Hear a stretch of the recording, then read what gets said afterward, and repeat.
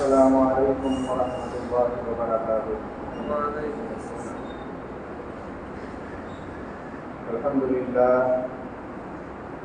لله نحمده ونستعينه ونستغفره ونؤمن به ونتوكل عليه ونعوذ بالله من شرور أنفسنا ومن سيئات أعمالنا. من يهده الله فلا مضل له ومن يضلله فلا هادي له. ونشهد أن لا إله إلا الله وحده لا شريك له. ونشهد أن سيدنا ومولانا محمدا عبده ورسوله صلى الله عليه وعلى آله وأصحابه وبارك وسلم. أما بعد فأعوذ بالله من الشيطان الرجيم. بسم الله الرحمن الرحيم.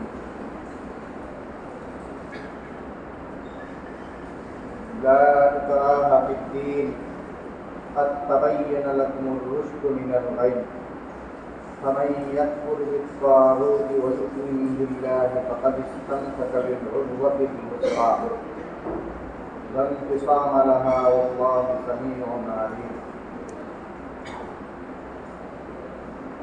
وقال رسول الله صلى الله عليه وسلم: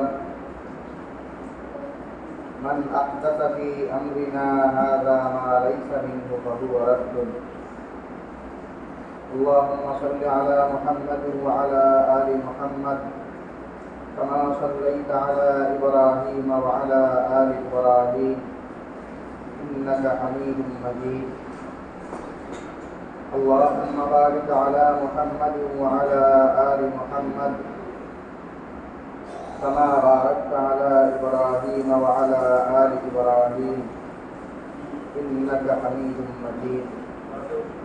سبحانك لا علم لنا إلا ما علمتنا إنك أنت العليم الحكيم. মহান আল্লাহ পাক রব্বুল আলামিনের দরবারে অসংখ্য শুকরিয়া জ্ঞাপন করছি, যিনি আমাদেরকে অন্যান্য জুমার ন্যায় আজকেও জুমার নামাজ আদায়ের জন্য পবিত্র ঘর মসজিদে আসার তৌফিক দান করেছেন। আলহামদুলিল্লাহ। মুহতারাম হাজিরিন, আমরা সবাই অবগত আছি আমাদের মধ্যে গুরুত্বপূর্ণ একটি মাস রবিউল আউয়াল মাস চলে এসেছে এবং মোটামুটি 1/3 রবিউল আউয়াল মাসে অতিবাহিত হয়ে গেছে। রবিউল আউয়াল মাসের আজকে 9 তারিখ, আগামী সোমবার 12 রবিউল আউয়াল। ঐতিহাসিক দৃষ্টিকোণ থেকে একটি গুরুত্বপূর্ণ দিন, যেই দিনে আমাদের সকলের সবচেয়ে প্রান্তীয় ব্যক্তিত্ব বিশ্বনবী মুহাম্মদ সাল্লাল্লাহু আলাইহি ওয়াসাল্লামের জীবনের বড় দুটি অধ্যায় যেই দিনের সাথে জড়িত।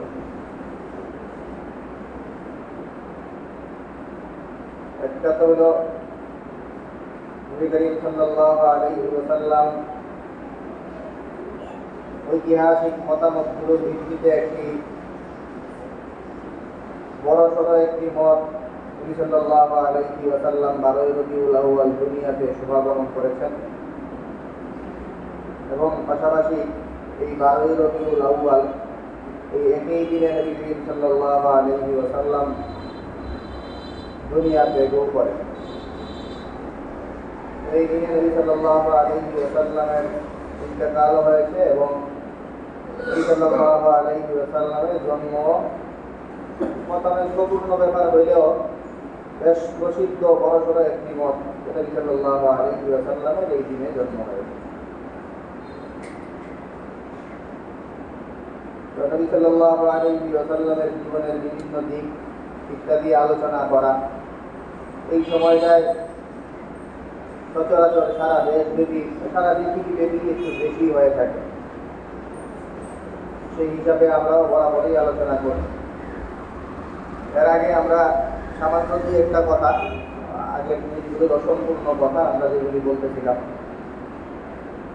নবী সাল্লাল্লাহু আলাইহি ওয়াসাল্লামের যেই আদর্শ, নবী সাল্লাল্লাহু আলাইহি ওয়াসাল্লামের বহুবিধ মানুষের সাথে চলা ইত্যাদির যে নিয়ম নীতি নবী সাল্লাল্লাহু আলাইহি ওয়াসাল্লামের জীবনী থেকে এর একটা বিশেষ অধ্যায় নিয়ে আমরা কথা বলছিলাম। অন্য ধর্মের লোকজনের সাথে মুসলমানদের আচরণ কেমন হবে। অন্য ধর্মের লোকজনের সাথে মুসলমানদের আচরণের মধ্যে আমরা উল্লেখ করেছিলাম অন্য ধর্মের লোকজনের সাথে অন্তরের অন্তঃস্থল থেকে আত্মার সম্পর্ক, বন্ধুত্বপূর্ণ সম্পর্ক, এই সম্পর্কগুলি গড়ে তোলা এটা ইসলামী শরীয়ত মতে নিষিদ্ধ। নবী সাল্লাল্লাহু আলাইহি ওয়াসাল্লাম নিষেধ করেছেন। কোরআনে কারীমের স্পষ্ট আয়াতই আছে এই ব্যাপারে। আমরা কিছু আয়াত আপনাদের সামনে তেলাওয়াত করেছিলাম। আপনাদের কোরআনে কারীমে আল্লাহ তাআলা যাদের অন্তরে সমস্যা, মুসলমানদের মধ্যে যাদের ঈমান অতটা মজবুত না, এই লোকগুলি এদের সাথে সম্পর্ক গড়ে তোলার জন্য, এদের সাথে বেশি বেশি সম্পর্ক গড়ে তোলার নাম করে এদের সাথে বন্ধুত্ব গড়ে তুলে এই ব্যাপারে আল্লাহ তাআলা বলেন, ফাতারাল্লাযীনা ফী কুলূবিহিম মারাদুন ইউসারিউনা ফীহিম ইয়াকুলুনা নাখশা আন তুসীবানা দাইরা। আল্লাহ পাক রব্বুল আলামিন অমুসলিমদের সাথে অমুসলিমদেরকে বন্ধুরূপে গ্রহণ করতে তোমাদেরকে নিষেধ করতেন এবং কঠিন হুঁশিয়ারিও দিয়েছেন যে ওদের সাথে বন্ধুত্ব করবে এরা আর মুসলমানদের অন্তর্ভুক্ত না, আর এদের সাথে বন্ধুত্ব করে ফেলার প্রতি একদম মুখিয়ে আছে কারা? ফাতারাল্লাযীনা ফী কুলূবিহিম মারাদুন, যাদের অন্তরে বক্রতা, অসুস্থতা, ঈমানী দুর্বলতা যাদের ভিতরে আছে, এদেরকে আপনি দেখবেন ইউসারিউনা ফীহিম, এদের সাথে বন্ধুত্ব করার জন্য খুব লালাই করে না, বেশ কিছু অজুহাতও দাঁড় করায় এরা। ইয়াকুলুনা নাখশা আন তুসীবানা দাইরা, এরা বলে বসে নাখশা আন তুসীবানা দাইরা, এই কাজ যদি না করি, এদের সাথে যদি আমরা বন্ধুত্বপূর্ণ সম্পর্ক গড়ে না তুলি, তাহলে এই আশঙ্কা আছে যে হয়তো আমরা কোনো বিপদে পড়ে যাব, কোনো জায়গায় ঝামেলা আসতে পারে এদের সাথে বন্ধুত্বপূর্ণ সম্পর্ক করে না তুলি। তো যাই ঝামেলা মানে এরা কোনো খারাপ আচরণ করবে, এরা এদের সাথে এদের কথা মতো না চললে, এদের সাথে রিয়াজু না করলে, এর প্রেক্ষিতে এই লোকগুলি এদেরকে আক্রমণ করে বসবে অথবা কোনো অসুবিধায় ফেলবে, এই আশঙ্কায় এরা মনের ভিতরে জায়গা দিয়ে ফেলবে। আল্লাহ তাআলা বলেন, ফাআসাল্লাহু আন ইয়াতিয়া বিল ফাতহি আও আমরিন মিন ইনদিহি ফায়ুসবিহু আলা মা আসাররু ফি আনফুসিহিম নাদিমিন। আল্লাহ তাআলা যখন মুসলমানদেরকে সমাজের মধ্যে ভালোভাবে মাথা উঁচু করে দাঁড়ানোর সুযোগ দিবেন, মুসলমানদেরকে যখন বিজয় দান করবেন, ওই সময় দেখা যাবে যে যাদের ভিতরে সমস্যা ছিল, অমুসলিমদের সাথে হাত মিলাইছিল, এরা শেষ পর্যন্ত লজ্জিত হবে। অমুসলিমদের সাথে বন্ধুত্ব না করা, এটা এই ব্যাপারে আমরা আগের দিনও কথা বলছি। নবী সাল্লাল্লাহু আলাইহি ওয়াসাল্লাম অন্যান্য ধর্মের লোকজন সহ সবাইকে নিয়ে সবার সাথে মিলেমিশে রাষ্ট্র কায়েম করার নজির স্থাপন করে গেছেন মদিনায়। মদিনার মধ্যে নবী সাল্লাল্লাহু আলাইহি ওয়াসাল্লাম অন্যান্য ধর্মাবলম্বী যারা তাদেরকেও জায়গা দিতেন। এদেরকে জায়গা দিতে গিয়া এদের নিরাপত্তার ব্যবস্থা, যদি কেউ মুসলমানদের সমাজে বাস করে তারা যেন নিরাপত্তা পায় সেই বন্দোবস্ত করা, এটা মুসলমানদের এবং মুসলমান দেশে যারা ক্ষমতায় আছে এদের একটা বড় দায়িত্ব। দুইটা জিনিসের মধ্যে দুইটা দিক, দুই ধরনের কথা, দুইটা দিকের সাথে একসাথে আসলে তাল মিলাইয়া চলতে হয়। একটা হইলো এদের সাথে এদেরকে মন থেকে এদেরকে ভালোবাসা যাবে না, এটাও এর অর্থ এটা না যে এদের ব্যাপারে উস্কানি দিব, এদেরকে মাইরা ফেলবো, ওদের উপরে আক্রমণ করবো, এমন কিছু না। এদের আবার নিরাপত্তার ব্যবস্থাও করতে হবে। এরা যেহেতু এই দেশে থাকে, এই দেশের বৈধ নাগরিক এরা, এই কারণে এরা যেন নিরাপত্তা পায় সেটার ব্যবস্থা করা, এটাও ইসলামের শিক্ষা। অন্য ধর্মের লোকজন এরা যেন মুসলমানদের দ্বারা আক্রান্ত না হয়, মুসলমানদের দ্বারা তো বটেই, অন্য কোনো জাতি গোষ্ঠী দ্বারা যদি আক্রান্ত হয় তাহলে মুসলমান শাসকদের দায়িত্ব হইল এদেরকে রক্ষা করা।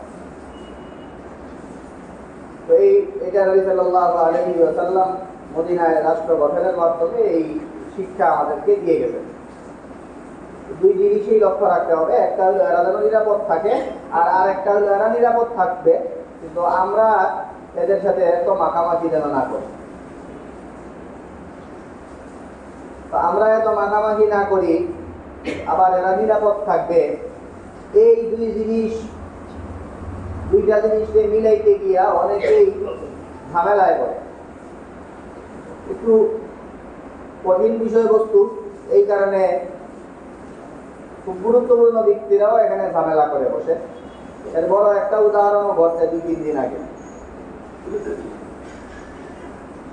একে তো হইল এই লোকগুলি অমুসলিম যারা, এদের সাথে আমাদের আত্মার সম্পর্ক রাখা যাবে না, বরঞ্চ এরা যেই কর্মকাণ্ডগুলি করে, এরা অন-ইসলামিক কর্মকাণ্ড, এরা যেহেতু মুসলমান না, এরা স্বাভাবিকভাবেই আল্লাহ তাআলার সাথে অন্য কাউকে শরীক করে বসতে পারে, আরো যেই কোনো ধরনের বড় বড় যেগুলি মুসলমানদের কাছে বড় অপরাধ, বড় পাপ, এইগুলি করে বসে। এই কারণে এদের কর্মকাণ্ডের কারণে আমাদের তাদেরকে উল্টা এদের প্রতি আরো ঘৃণা, মন থেকে তাদের প্রতি ঘৃণা থাকা লাগে, এদেরকে প্রতি মহব্বত ভালোবাসা সেটা তো থাকার কোনো সুযোগ নাই। এই হলো একটা পার্ট। আর একটা পার্ট হলো আবার এই লোকগুলি যাদেরকে আমরা ঘৃণা করব, মহব্বত করব না, এদের প্রতি ভালোবাসা রাখা যাবে না, এরাই যেন নিরাপদ থাকে, এই ব্যবস্থাও আবার আমাদেরই করতে হয়। যেহেতু এই দেশে থাকে এই জন্য এদের নিরাপত্তার ব্যবস্থা করা সেটাও আমাদের দায়িত্ব। আবার এদের সাথে মাখামাখি সখ্যতা এটাও বইরা তোলা যাবে। এই দুই জিনিসে একত্রে নিয়ে চলতে হয়।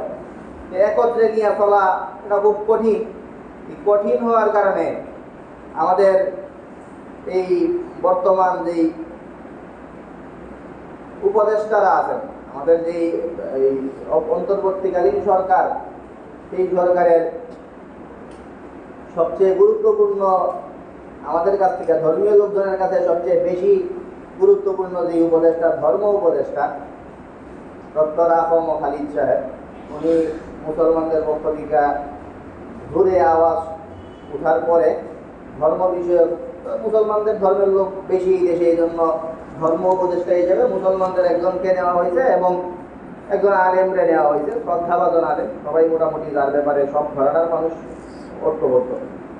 তো ওরকম একজন ব্যক্তিত্ব উনি। তো ওনার মতো ব্যক্তিত্ব এই জায়গায় ঝামেলায় পড়ে গেছেন এই দুই জিনিসের একসাথে তাল মিলাইতে না পারার কারণে। একদিকে এদের সাথে ঘৃণাও জারি রাখতে হইব, আবার এদেরকে নিরাপত্তাও দিতে হবে। এই দুইটারে একত্রে করতে না পারার কারণে উনি 2-4 দিন আগে বলে বসছে যে মুসলমানদের মধ্যে সবচেয়ে মুসলমানদের প্রতিনিধিত্ব যারা করে, এই দেশে মুসলমান অনেক, কিন্তু মুসলমানই যে কোনো কাজ, মুসলমানদের কোনো গুরুত্বপূর্ণ কাজের মধ্যে যখন সাধারণ মানুষজন যখন মুসলমানদের কোনো বিশেষ কাজের প্রয়োজন পড়ে, তখন এরা মাদ্রাসা কেন্দ্রিক মানুষজনকে ডাকে।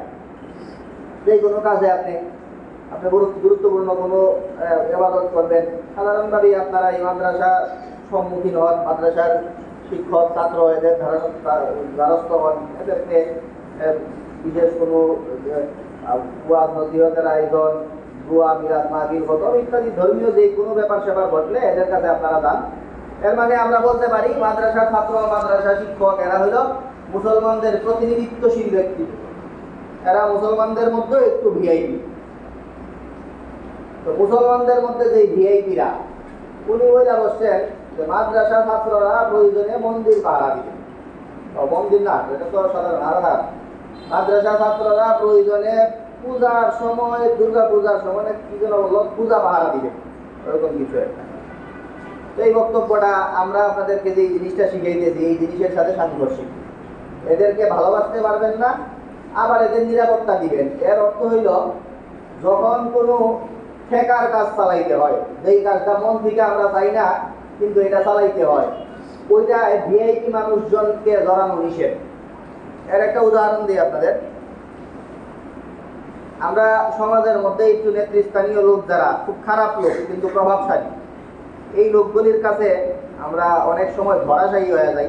এদের কাছে আমরা এদের এই ক্ষমতার অপব্যবহারের ভয়ে অনেক কিছু আমরা বলতে পারি না। কিন্তু ইসলামের যে নিয়ম, সেই নিয়ম হইল সমাজের খুব বাজে লোকগুলি যখন মারা যায়, বাজে লোকগুলি মারা গেলে, সে বাজে লোকগুলি মারা গেলে কি হয়, এটারে এই বাজে ভাবে মারা যাওয়ার একটা সুরত আছে, সেটা হলো ফাঁসি দিয়া মরে যাওয়া, আত্মহত্যা করা।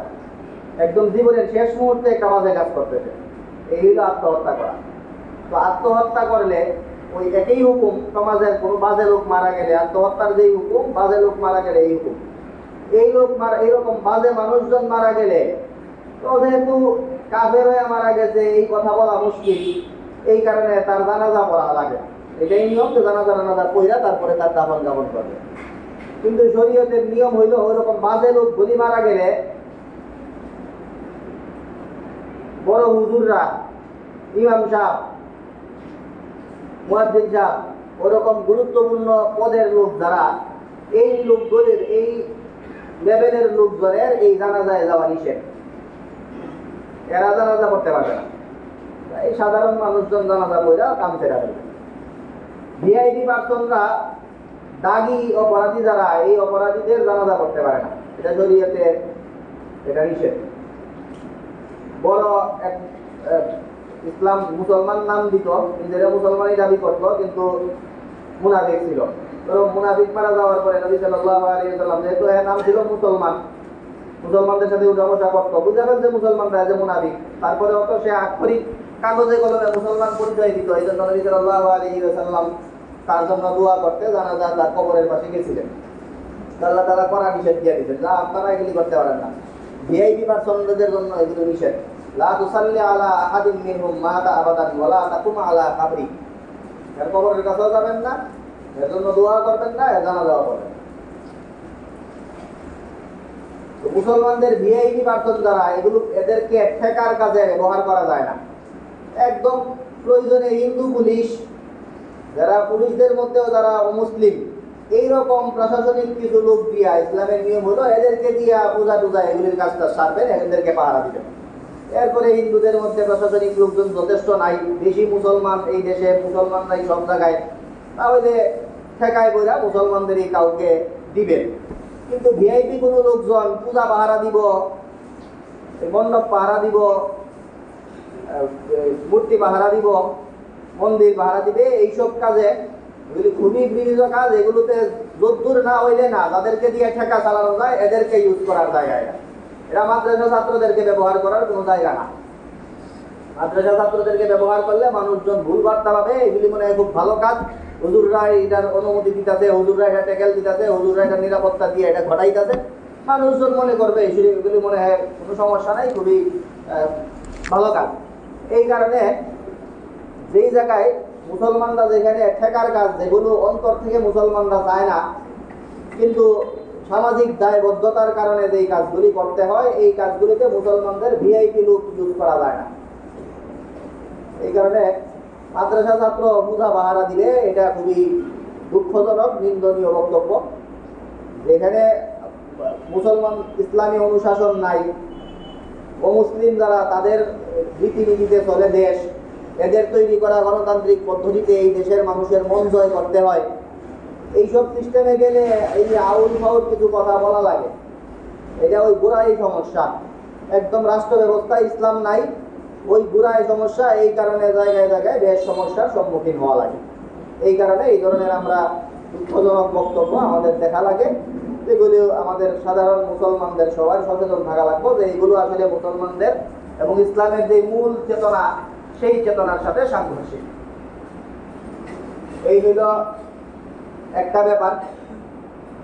এরপরে আরেকটা বিষয় হইল, আমাদের এই দেশে আরেকটা দল আছে যারা কিছু গর্বিত কাজ করে। আগেরটা তো এদের লেভেলই আছে, একটা খারাপ লেভেল নিয়ে খারাপ কাজ করা, এটা একটা সহনীয় কাজ। মুসলমান সমাজ এটা বরদাস্ত করে। নবী সাল্লাল্লাহু আলাইহি ওয়াসাল্লামও তাদেরকে সমাজে শান্তিতে থাকতে দিতেন, তাদের উপরে কোনো ধরনের আক্রমণ ইত্যাদি নবী সাল্লাল্লাহু আলাইহি ওয়াসাল্লাম অনুমোদন করতেন না। ও মুসলিম মানুষজনকে নিয়েও মদিনায় নবী সাল্লাল্লাহু আলাইহি ওয়াসাল্লাম শান্তিতে বসবাস করতেন। কিন্তু ইসলামের নাম ধইরা যদি কেউ উলট পালট করে তাহলে মুসলমানরা এটা সহ্য করে না।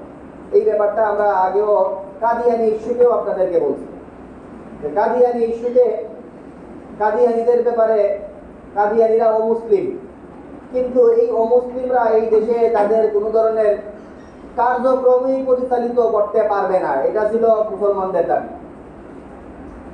একদম মার্কামারা অমুসলিম যারা, এরাই তো করতে পারে, হিন্দুরা করতে পারে, খ্রিস্টান, ইহুদি সবাই করতে পারে, কাদিয়ানিরা করতে পারবে না। এই দাবির পিছনে কারণ এটাই যে অন্যরা ইসলামের নাম ব্যবহার করে মানুষকে বিপদে ফেলে না। কাদিয়ানিরা নিজেদেরকে মুসলমান দাবি কইরা, মুসলিম সমাজের লোক হিসেবে নিজেদেরকে পরিগণিত কইরা তারপরে মানুষজনকে ধর্মের বিরুদ্ধে উস্কানি দেয়, ধর্ম মানুষের ইমান চলে যায়, এমন কাজ করে। এই কারণে এদের কার্যক্রম আর অন্য 10টা অমুসলিমের কার্যক্রম এক না। তো মুসলমানরা মুসলমানের চেতনা বিক্রি করে কেউ ভণ্ডামি করবে, এটা মুসলমানরা বরদাস্ত করে না। তো এরই একটা জ্বলন্ত উদাহরণ হইল যে মুসলমানদের নাম ধরে ইসলামের লেবাস পোশাক পরে অনেক শিরক কুফর ইত্যাদিতে লিপ্ত হয়। আমাদের সমাজের অনেক মারাত্মক লেভেলের একটা পর্যায়ে আছে, যেই লেভেলটাকে আমরা সাধারণ সুন্নি বেদাতি বলি, এটা একটা সাধারণ লেভেল, সহনীয়। এরপরে আরেকটা আছে একদম শিরিকে লিপ্ত হয় যারা, ওই মাজার পূজারি, মাজারে সেজদা দেয়, মাজারে গিয়ে শিরিক করে, এইগুলো আরেকটা। এদের ব্যাপারে মুসলমানরা বরাবরই কঠিন হুঁশিয়ারি দিয়ে আসে। মুসলমানরা এরা মুসলমানদের সাথে কোনো সম্পর্ক নাই, নামে মুসলমান হলেও এরা অমুসলিম, এরা মুশরিক, এরা শিরিক করে। এই হলো যারা মুসলমানের নাম ধরে ব্যবহার করে, এরা যেন মুসলমানদেরকে ধোঁকায় ফেলতে না পারে, এই জন্য উপর মহল থেকে আমাদের যেহেতু এই সমাজের মধ্যে আলহামদুলিল্লাহ এখন মুসলমানরা উঁচু গলায় কথা বলতে পারে, মুসলমানদের মধ্যে প্রতিনিধিত্বশীল যারা আছেন তারা কথা বললে সেই কথা সামাজিকভাবে, রাষ্ট্রীয়ভাবে এখন গৃহীত হয়। এই জন্য আমরা বড় সড়ো আকারে দাবি জানানো যে এই মাজার কেন্দ্রিক শিরিক, মাজার কেন্দ্রিক এই সেজদা দেয়, এই মাজার কেন্দ্রিক যেই বেদাত এগুলি কার্যক্রম পরিচালিত হয়, এগুলো যেন রাষ্ট্রীয়ভাবে নিষিদ্ধ ঘোষণা করা হয়, সেই দাবি জানানো, এটা আমাদের এই সময় একটা বড় সড়ো করণীয়। আমাদের সমাজে কিছু উলট পালট কাহিনী ঘটে, ব্যক্তি বিশেষ কারা বা কেউ এরা গিয়ে মাজারে আক্রমণ করে বসে, এটা এই সমাজে দেশে বিশৃঙ্খলা তৈরি হইতে পারে। এটার একটা সুন্দর পন্থা হইল এটা যে এটা ঠিক আছে, হিন্দুরা এই দেশে যেই কোনো ধরনের কাজ করবে এটা মুসলমানরাও সহ্য করবে, মুসলমানরা এটার বিরোধিতা করবে না, এদেরকে বাধা দিবে না। কিন্তু যেহেতু মুসলমানের নাম নিয়ে মুসলিম কাজ যারা করে, এই মাজার কেন্দ্রিক এই ভণ্ডগুলো, এদের বিরুদ্ধে মুসলমানের সোচ্চার হওয়া এটা মুসলমানদের ইমানি দায়িত্ব। কিন্তু এটার প্রক্রিয়াটা, এটা দাবি জানানো এবং রাষ্ট্রীয়ভাবে এটা নিষিদ্ধ করা, সেইভাবে কঠোরভাবে এটা বাধ্য করা, এটা হলো এর সুন্দর পদ্ধতি।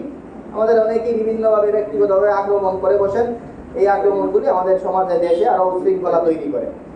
এই মাজারের বিরুদ্ধে কথা বলা এটা যে ঠিক কাজ, এই জিনিসটা আমাদের বুঝতে হবে। এবং ঠিক কাজের একটা সঠিক পন্থা যেটা সারা দেশে এটা চলতেছে এবং উশৃঙ্খলভাবে এটা হইতেছে।